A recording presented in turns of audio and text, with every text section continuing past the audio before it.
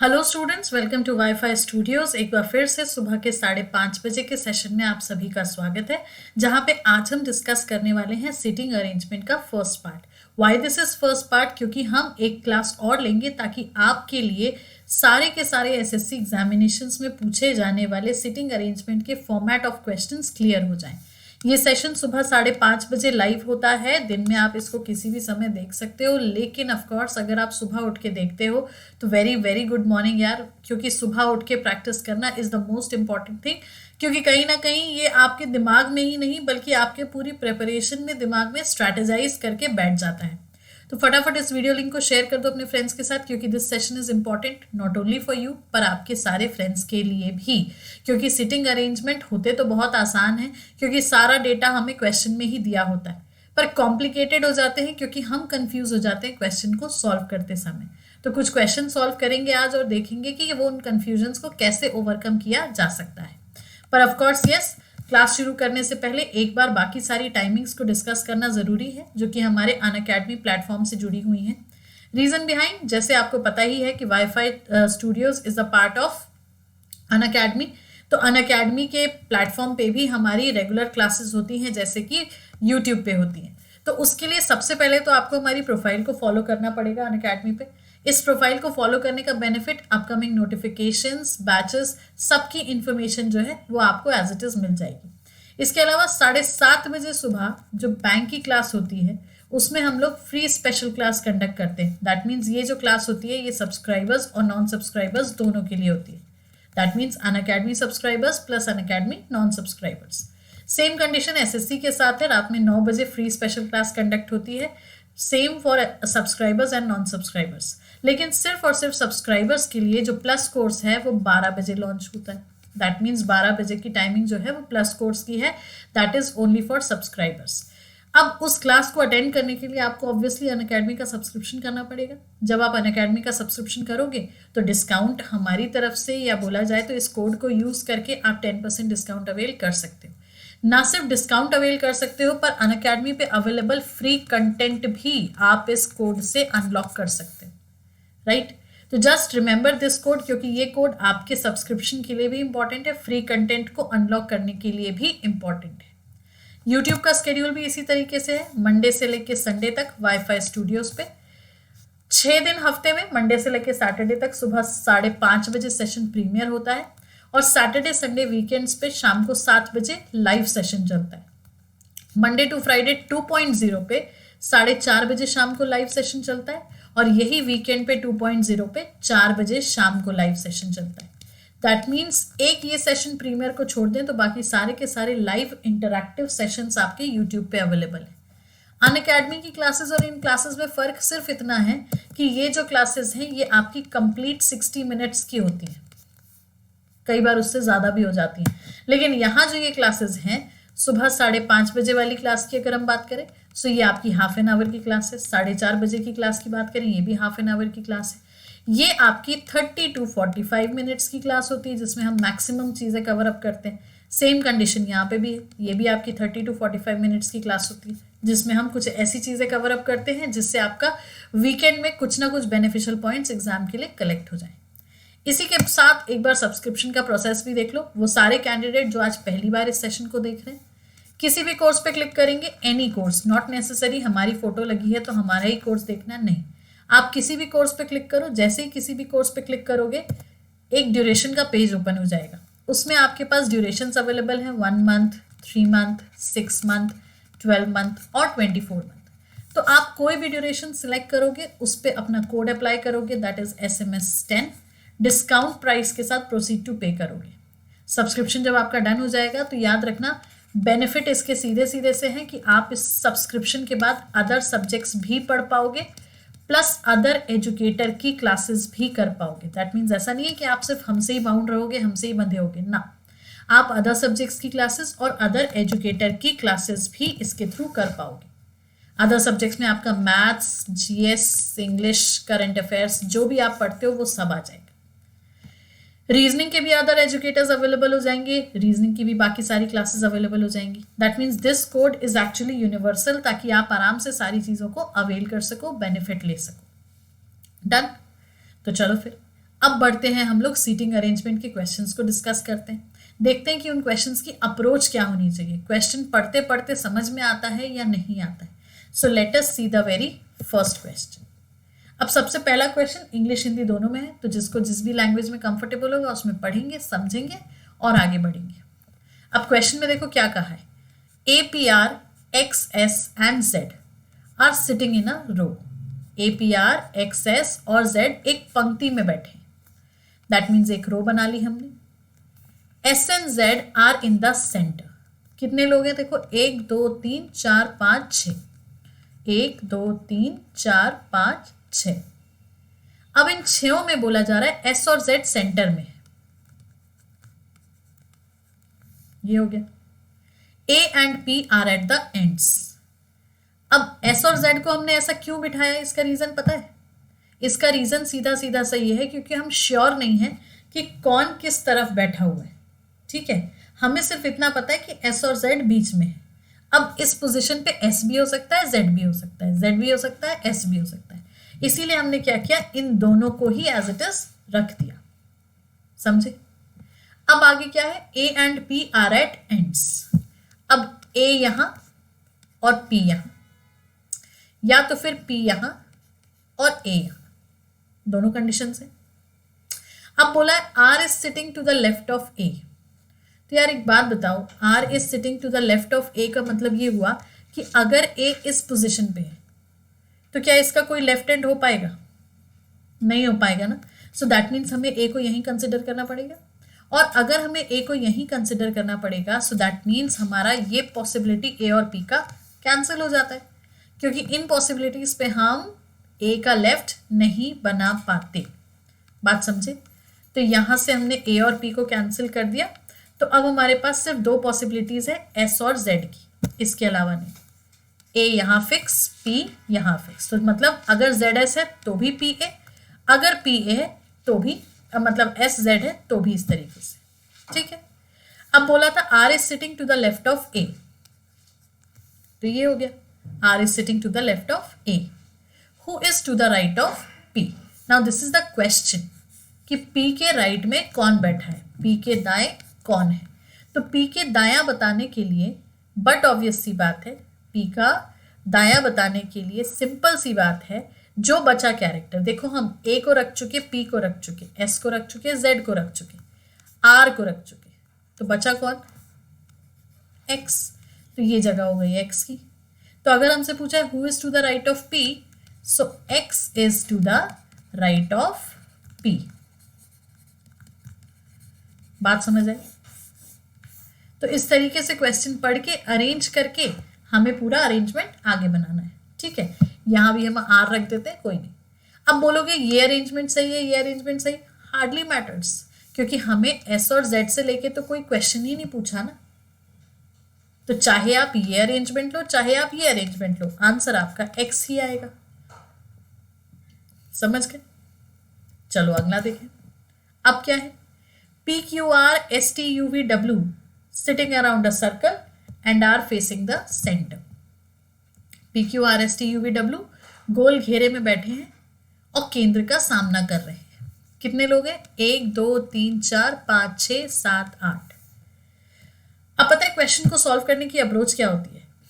Question पढ़ते जाओ और अरेंज करते जाओ, ठीक है। क्वेश्चन पढ़ते जाएं और अरेंज करते जाएं। ये नहीं कि पहले पढ़ा फिर सोचा कि अच्छा है ऐसे बनाए वैसे बनाए, नहीं।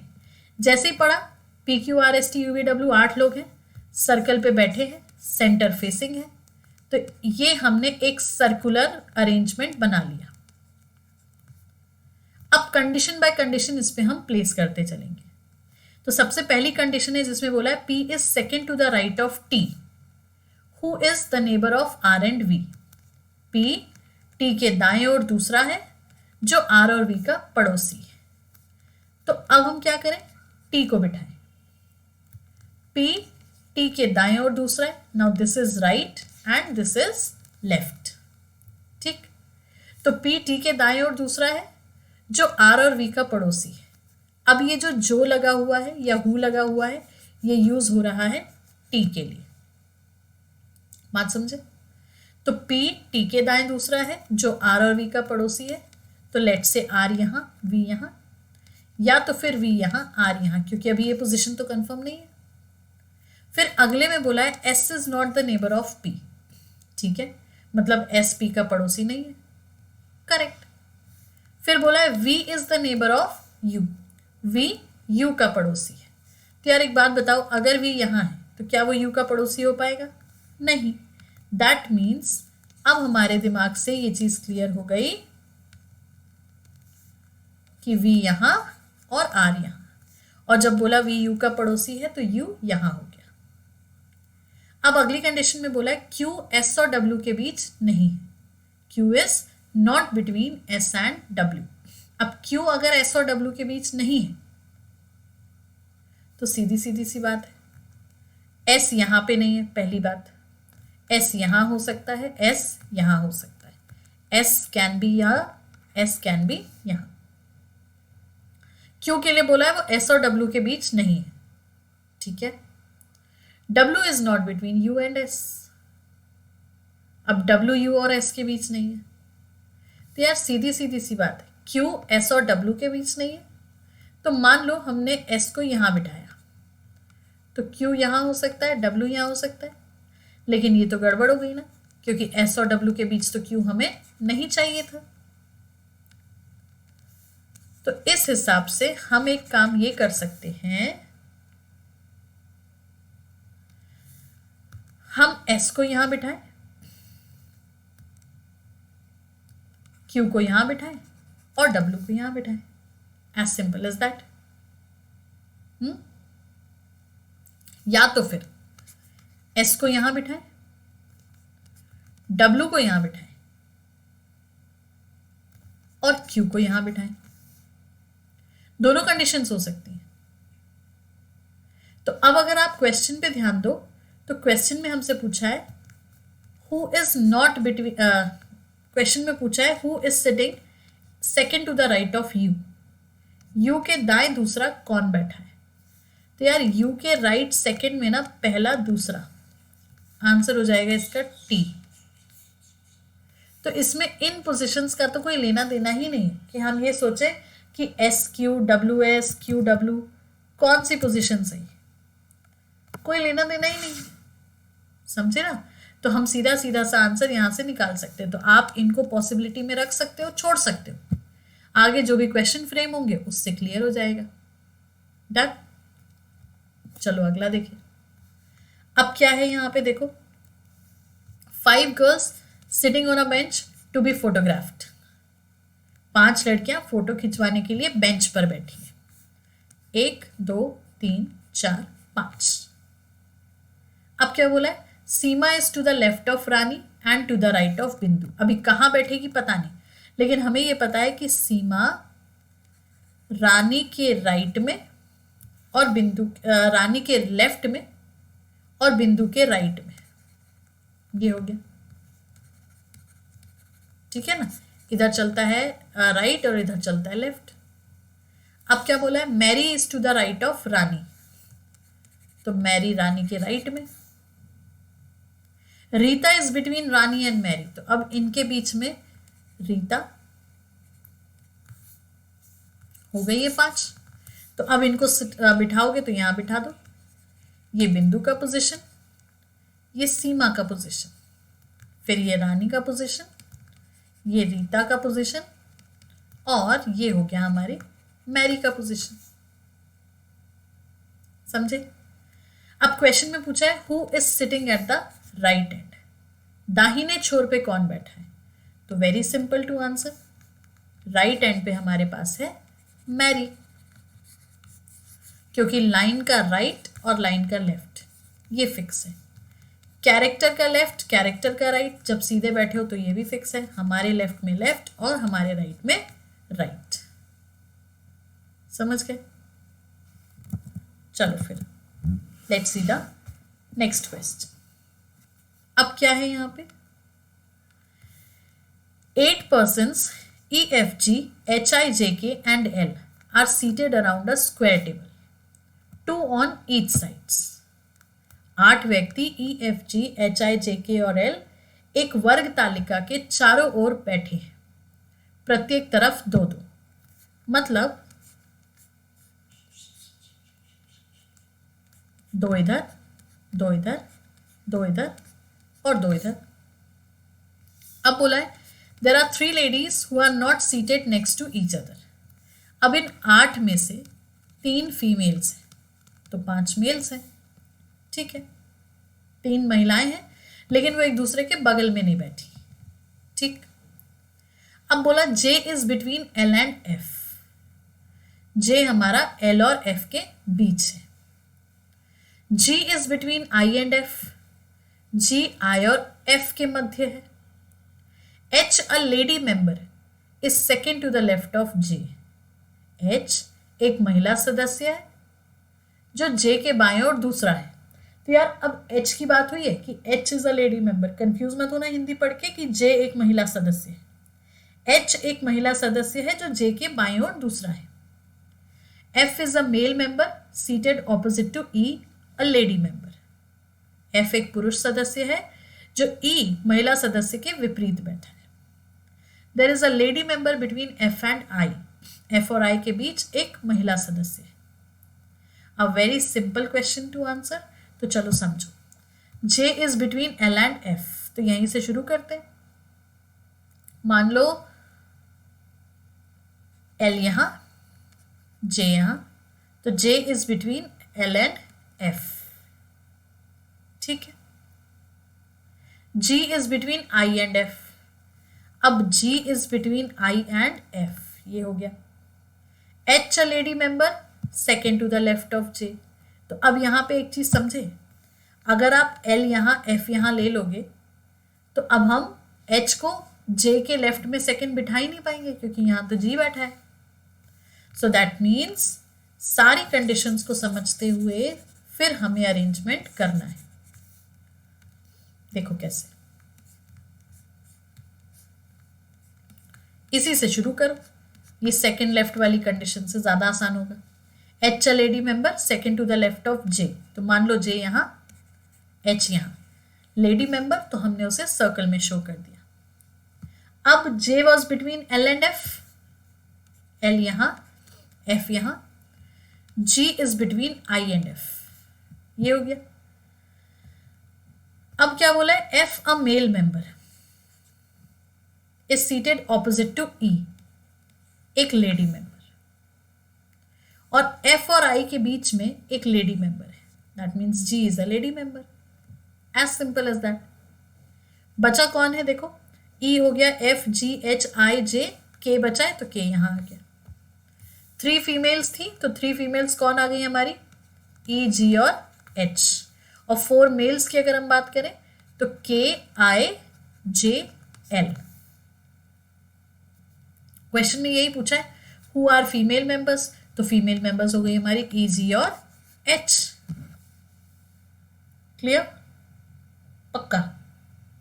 चलो तो फिर डिसीजन मेकिंग बहुत इंपॉर्टेंट है, ये आप कौन सी कंडीशन को कहां पे कैसे लेके चल रहे हो, क्योंकि तभी फिर हमारी सारी चीजें सही से सेट होती हैं।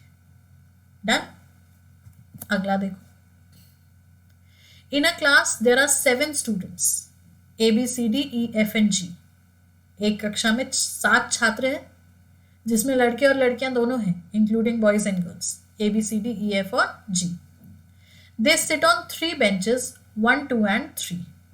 वे 3 बेंच पर 1 2 और 3 पर बैठे हैं। Such that at least 2 students on each bench and at least 1 girl on each bench.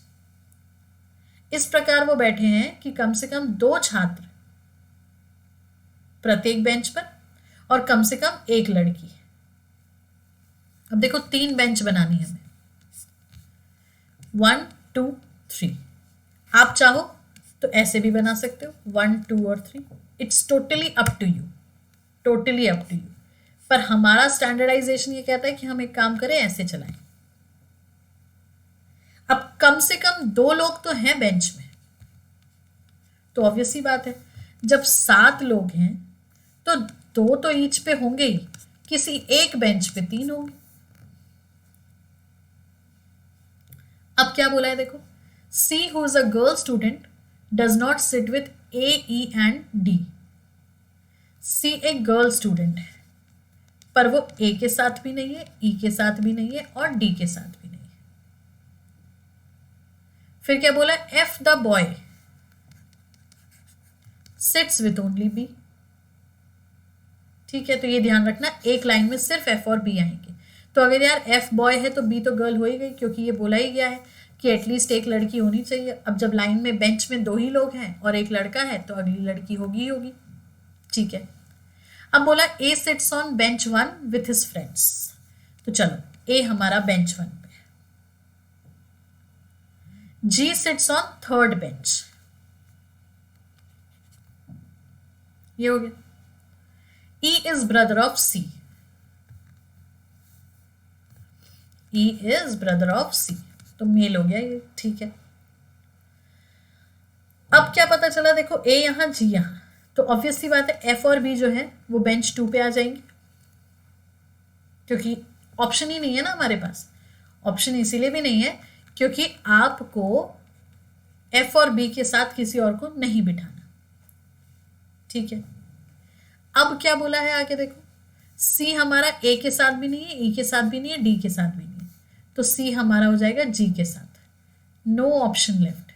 और ए के साथ हो जाएगा ई भी, ए के साथ हो जाएगा डी भी, तब तो हो गए हमारे 7 लोग पूरे।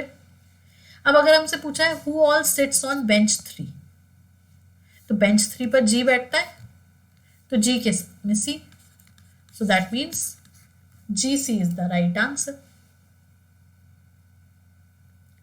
यही अगर नीचे से ऊपर शुरू करते तो बेंच 1 नीचे होती, लेकिन बेंच 1 में ए ई डी ही आते, बेंच 2 में एफ बी ही आते और बेंच 3 में जी सी ही आते, क्योंकि मेंशन्ड है ना G sits on bench 3 and A sits on bench 1। बस हमारा दिमाग है ऊपर से नीचे बिठाएं चाहे नीचे से ऊपर।